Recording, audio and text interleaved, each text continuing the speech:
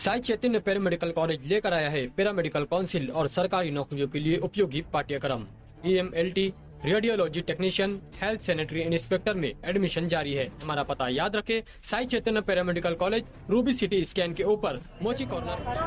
उन्होंने क्या बात कही? बात यह है, सरकार ने जो लाडली बहना स्कीम जारी की है और लाडली बहना स्कीम जारी होने का जो उन्होंने प्रोसीजर बताया है, उस प्रोसीजर को पूरा करने के लिए जो वक्त लगना है वो वक्त लगेगा।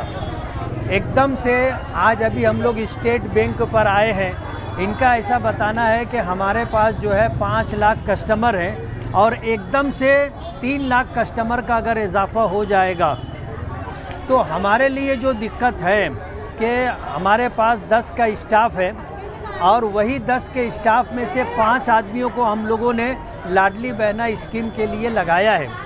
बात ऐसी है कि जब तक KYC नहीं होगा और जिन लोगों का अकाउंट है वो अकाउंट जब तक यूज़ नहीं होगा, उस अकाउंट में आया हुआ पैसा जिस लेडीज़ का है उसको मिलेगा नहीं, वो निकाल नहीं सकते। तभी तो क्या है, इनको KYC करना होगा। KYC करने के बाद जब कैश निकालने के लिए जाएंगे तो उनका जो अकाउंट है, अगर वो अकाउंट 6 महीना पहले से यूज़ में नहीं है तो फिर उनको उसके अंदर 100 रुपया डालना पड़ेगा और 100 रुपया निकालना पड़ेगा। और अकाउंट जब सिस्टम में आ जाएगा तो जो पैसा लाडली बहना स्कीम में आया है, जिन लोगों को मिलना है उनको मिलेगा। बात यह है कि लोग ये चाहते हैं कि हमारा काम जल्दी से जल्दी हो जाए और उसके लिए लोग आकर के यहाँ नंबर लगाते हैं और नंबर लगा करके वक्त बेवक्त आ करके बच्चों के साथ परेशान रहते हैं। इस सिलसिले में इत्मीनान की बात जो लोगों को समझ लेना चाहिए कि अगर किसी के अकाउंट में पैसा आ गया है तो वो पैसा वापस नहीं जाएगा, उनके अकाउंट में ही पैसा रहेगा। आप क्या है कि अगर गर्दी ज़्यादा है तो इंतज़ार कर लें, 2-4 दिन के बाद, 10 दिन के बाद आप आ करके वो काम कर सकते हैं। एकदम से अगर बोझ बढ़ता है तो उसकी वजह से दिक्कत आती है। अभी जैसे हम लोग गए, मैनेजर से बात किए, मैनेजर ने अपनी दिक्कतें बताई कि हमारे पास स्टाफ जो था उस स्टाफ के ज़रिए से ये काम भी हो रहा है, किसानों को लोन भी देना है और उसी तरह कंटिन्यू जो अकाउंट चलते हैं हमें वो भी ले कर के चलना है। इसी स्टाफ में से हमने आधा स्टाफ लाडली बहना स्कीम को लगा दिया है, तो इसको ले करके उनको भी दिक्कत और परेशानी है। उनका ये कहना है कि जिसके अकाउंट में पैसा आ गया है वो अकाउंट में से पैसा वापस नहीं जाएगा, चाहे आप महीना भर इंतज़ार कर लो, आपके अकाउंट में पैसा रहेगा।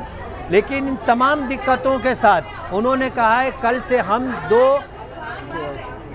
KYC के लिए एक विंडो और इसी तरह जो है आगे के दूसरे कामों के लिए एक विंडो, ऐसे 2 विंडो का वो इजाफा करेंगे ताकि लोगों की परेशानी कम हो सके।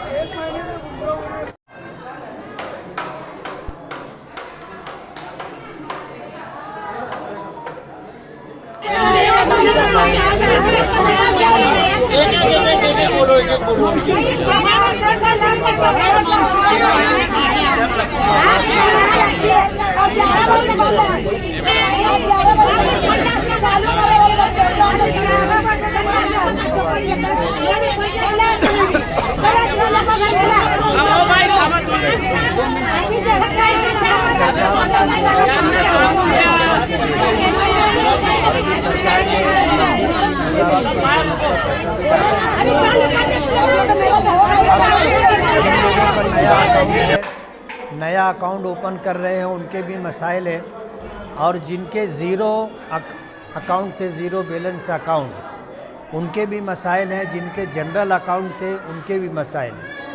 अब अगर कोई अकाउंट यूज़ नहीं किया जा रहा है तब उसको एक्टिव करने के लिए KYC भी करना पड़ेगा और उस KYC के बाद अकाउंट में कुछ पेमेंट डाल करके वो पेमेंट निकालना पड़ेगा, तब जा कर के वो अकाउंट एक्टिव होगा। और जब अकाउंट एक्टिव होगा तो उसके बाद आगे का प्रोसीजर होगा। आज सूरत हाल ये है कि लोगों ने 2 साल पहले, 3 साल पहले, 5 साल पहले, 2017 से जो है लोगों ने अकाउंट बनवाए और अकाउंट बनवाने के बाद वो उसको इस्तेमाल नहीं कर रहे। आरबीआई की तरफ से जो दिक्कत है कि 3 महीना अगर अकाउंट इस्तेमाल नहीं होता है तो उसके लिए असरे नौ एक प्रोसीजर होता है। बैंक वालों का एक सिस्टम है कि 6 महीने तक अगर वो अकाउंट इस्तेमाल में नहीं है तो फिर उसके लिए केवाईसी का दोबारा मसला आता है। ये सारी दिक्कतें हैं। बैंक वालों के पास जो स्टाफ है, नया स्टाफ, कुछ ज़्यादा स्टाफ उनके पास नहीं है। रेगुलर जो काम होता था उन्हीं स्टाफ के ज़रिए से अब ये लाडली बहना स्कीम का काम भी करवाया जा रहा है, जिसकी वजह से बहुत सारी दिक्कतें आ रही हैं। एकदम से बैंकों पर लोड आ गया और लोग चाहते हैं कि हमारे अकाउंट में पैसा आ गया तो वो पैसा आज की आज निकल जाना चाहिए। बैंक, स्टेट बैंक में जाना हुआ, बैंक ऑफ बड़ौदा में जाना हुआ और बैंक ऑफ महाराष्ट्र में इस वक्त हम लोग खड़े हुए हैं।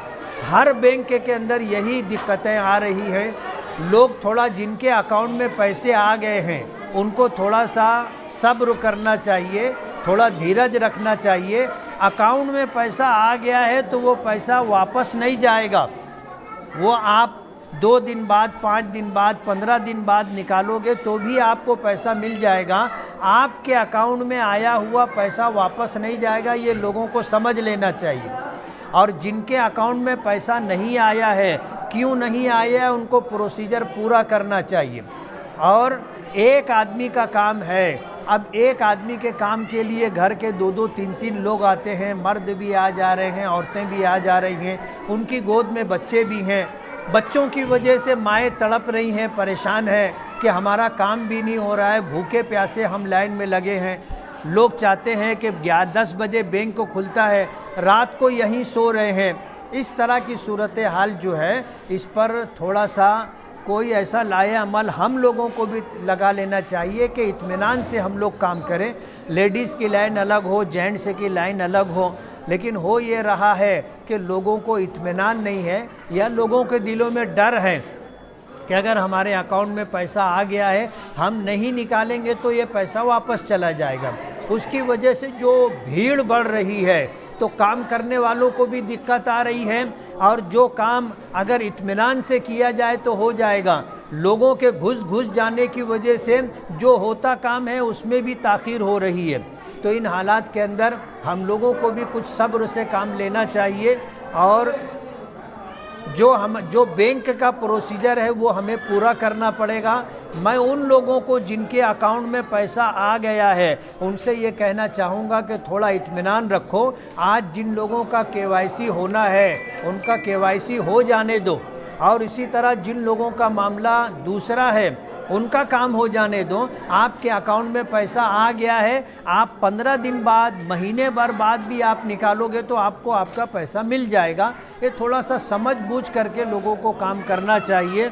बैंक ऑफ स्टेट बैंक के अंदर वो 2 विंडोज़ बढ़ाएंगे, और इसी तरह बैंक ऑफ बड़ौदा के लोग 4 टेबल पर उनका काम हो रहा है, और बैंक ऑफ महाराष्ट्र में भी काम हो रहा है, लेकिन एक साथ लोड बढ़ जाने की वजह से उनको भी दिक्कत आ रही है। तो थोड़ा सा हम लोगों को समझ बूझ से काम लेना चाहिए। काम सबका होगा। सरकार किसी भी वजह से, चाहे उनको इलेक्शन में इसका बेनिफिट हो, ये नियत हो उनकी, लेकिन सरकार लोगों की मदद कर रही है तो लोगों को भी थोड़ा उसका लाभ लेने के लिए धीरज रखना चाहिए, सब्र करना चाहिए।